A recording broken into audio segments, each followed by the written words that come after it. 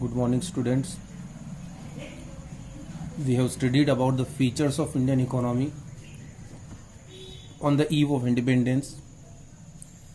What were the main factors of Indian economy at the time, features of economy at the time when India got independence from British, how it was exploited and how it was destroyed by them. Now we will study the condition of agricultural sector at that time. So when we talk about the agricultural sector, we can discuss and we can understand this by the following characteristics, which are low production and low productivity. If we see India's productivity in 1947 was wheat we are producing 660 ton per hectare, 660 kg per hectare. It means about 6 quintal per hectare we are producing. Right now we produce 3408 kg per hectare. Rice we are producing 665 kg per hectare, but right now we produce 2665 kg per hectare. So it has increased to 4 to 5 times after independence. And in other words, we can say that we were producing less than 1/4 at the time of independence. So because of this low productivity, the total production was also very less. Just like now we produce 991 lakh ton wheat per year, but that time we were producing only 64 ton wheat, 64 lakh ton wheat. In the same way, right now we produce 1156 lakh ton rice, but that time we were producing only 220 lakh ton rice. So this was a very big reason that our economy was very in a backward condition. We were producing very low, and due to this low production, the farmers, they don't get enough money for their survival. So what they do, they just get the food for their family, and the rest amount they pay to the jamidars, and then they were having nothing in their hands. So they were living a very miserable life.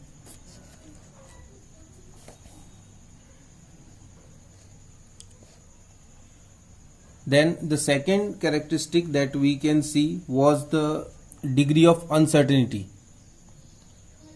Agriculture is not a certain profession, certain business, because here you cannot say that at what time,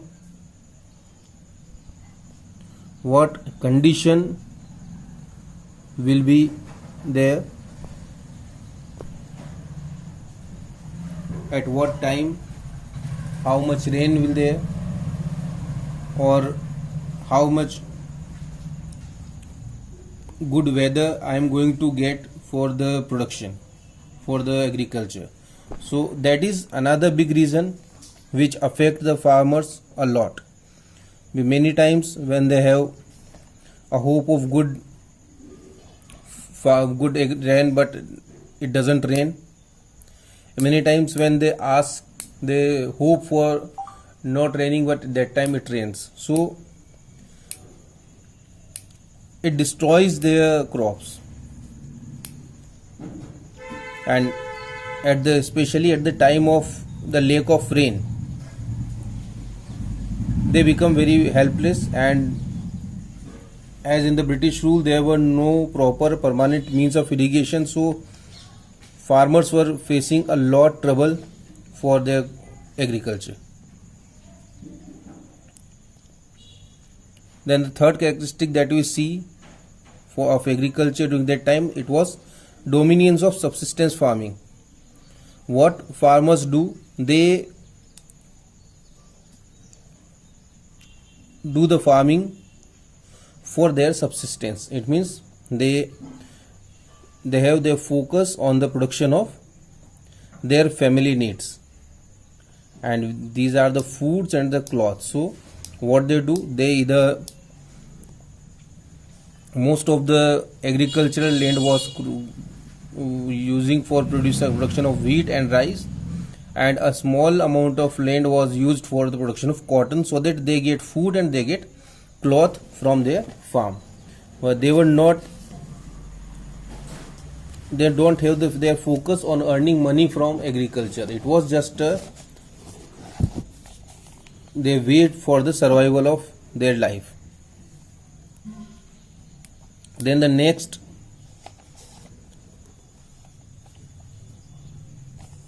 characteristic that we see is gulf between owners of the soil and the tillers of the soil.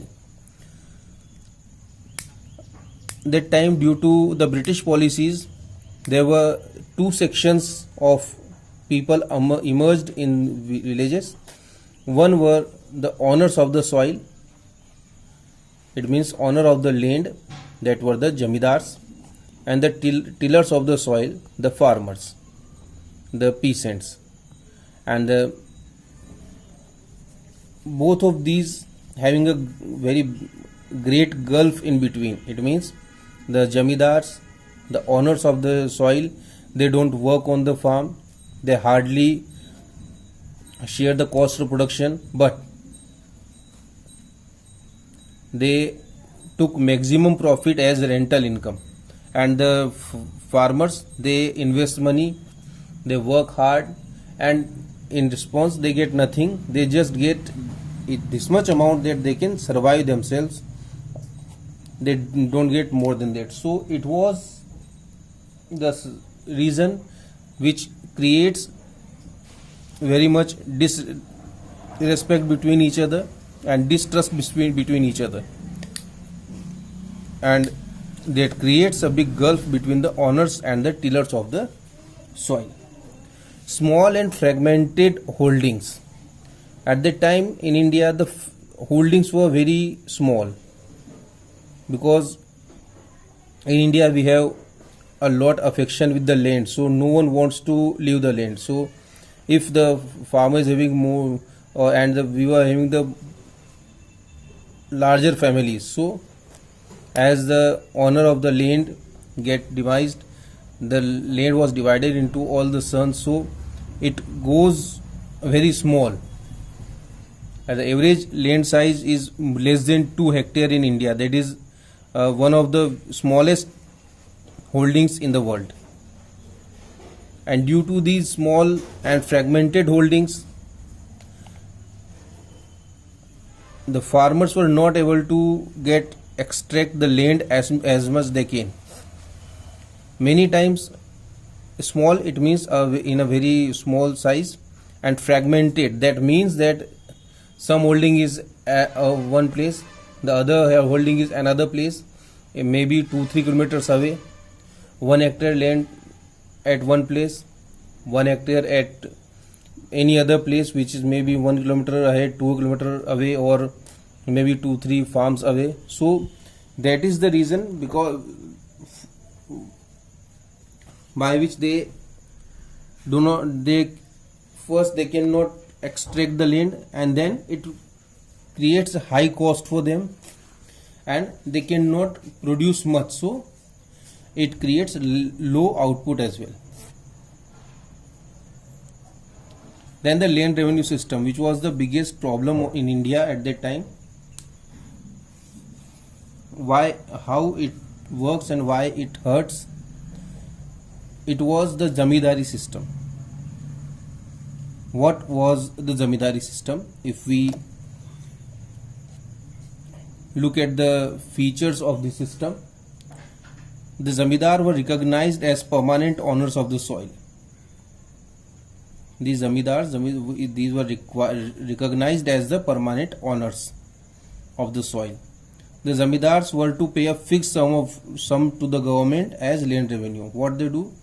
They pay a fixed amount to the government as land revenue on behalf of all the villagers, and then they collect that revenue from the villagers. For that, zamindars were free to extract as much from the tillers of the soil as they could. There were no restriction about that.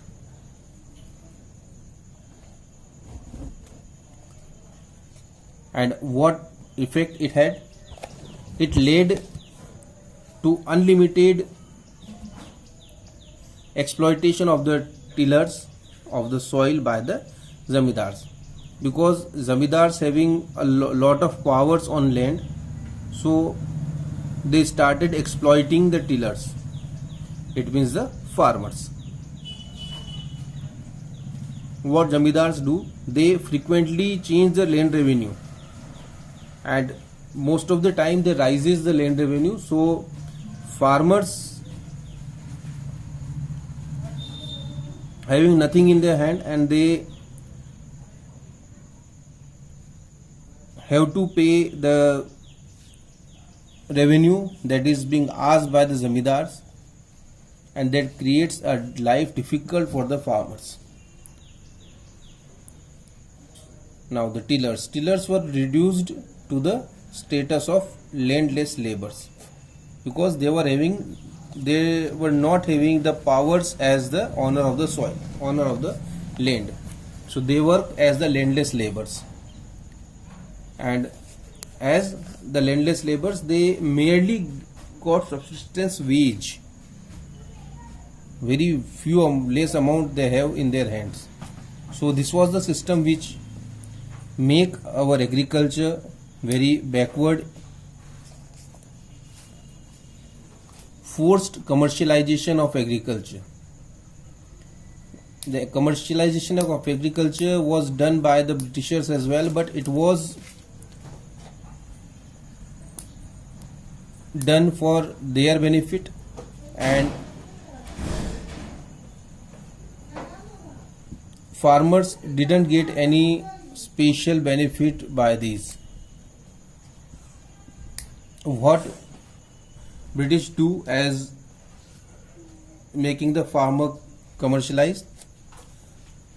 They ask farmers to grow cotton, jute, sugarcane. Why? Because demand of these items were very much increasing in the other parts of the world. So they asked farmers to grow these and took these to other countries and earned a lot of money by this. Then the farmers, they were forced to grow crops like indigo.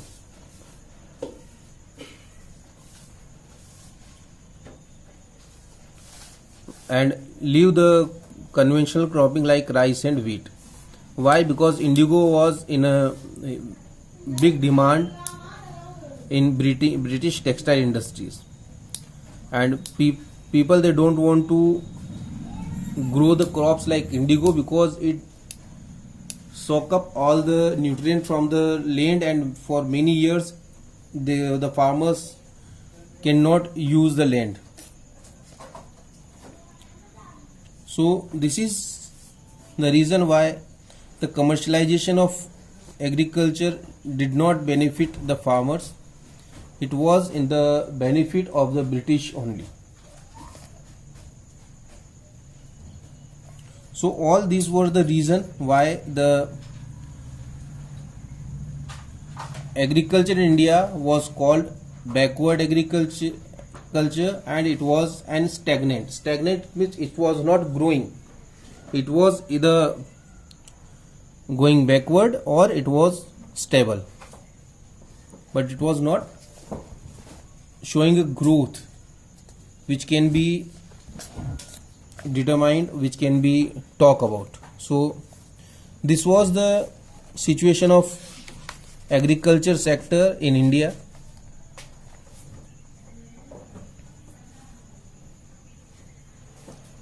In the pre-British era, if we talk about the agriculture, we have a very different approach of the farmers doing the agriculture. At that time also people were not working with machines. We don't have machines in India. The farmers work with the bulls and their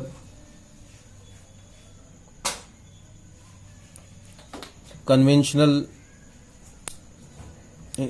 tools, but it was a very vibrating field. The farmers, they were very happy, they were very prosperous. They were producing, they had a focus on the subsistence farming, but what they do, they, after growing the crops, there were no intermediates like the zamindars, so they pay their land revenue straight to the king, and which was not very much high, so the farmers get a good amount.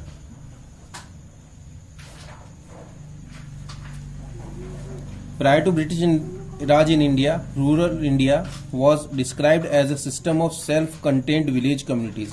These were the self-contained village communities. These village communities include farmers and the functionaries.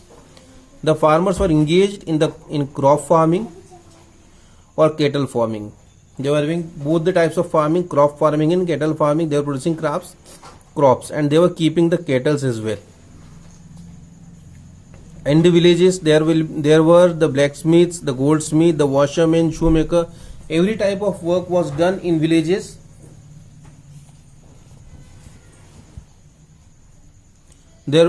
And as we study, there were no zamindars, so the farmers directly pay land revenue to the king. With this, prosperity and stability were the key characteristic in the life of rural India. Thus, the French traveler Bernier described Bengal in 17th century as richer than Egypt.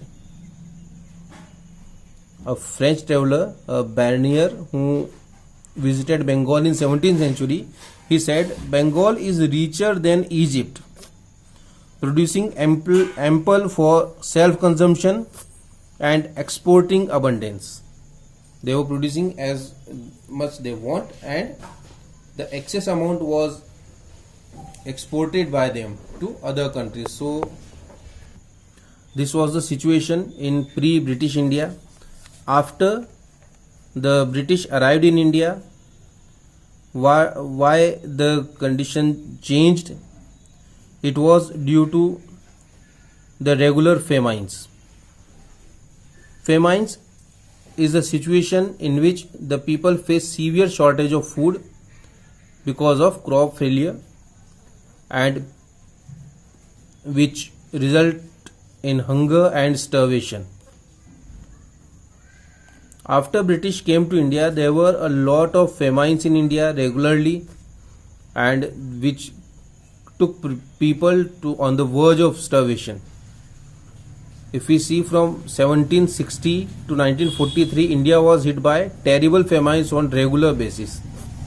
The most significant among those was the Great Famine of Bengal from 1670, which claimed a large toll of lives. And especially in Bengal, we have many famines. More than 85 million people died owing to the repeated famine. In 1769, there was a great famine in Bengal. Again in 1943, and in between also, we face a lot of famines in India. In context, there have been no famine related deaths since independence, and if we talk after independence, there were no famine related deaths. So this was also a reason why the farming was getting very low. So today we discussed about the situation of farmers in India at the time of independence. Tomorrow when we meet, we will study about the industrial sector, the situation of industrial sector on the eve of independence. Thank you.